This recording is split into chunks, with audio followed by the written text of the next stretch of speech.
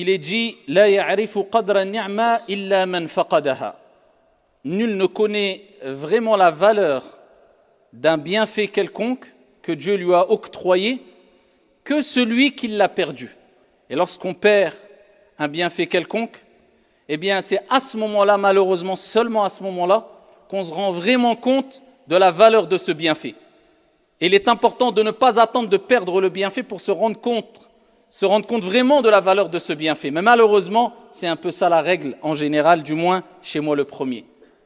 Ayyuha al-ikhwatul kiram, il faut savoir que si Dieu t'octroie la santé, eh bien par la cause de cette santé, eh bien tu peux trouver la richesse. Tu peux profiter des bienfaits que Dieu t'a donnés, des bienfaits qui ont une relation avec la vie d'ici-bas ou autre. Mais par contre, si Dieu te prive de la santé, bien que tu sois le plus riche, bien que tu aies le compte en banque plein d'argent, bien que tu ne manques de rien financièrement, eh bien comme vous le savez toutes et tous, tu ne pourras jamais acheter la santé.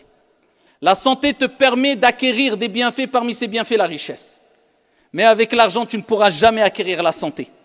Ce qui nous rappelle que parmi les plus grands des bienfaits, la plus grande des richesses, le plus grand des trésors, c'est la santé.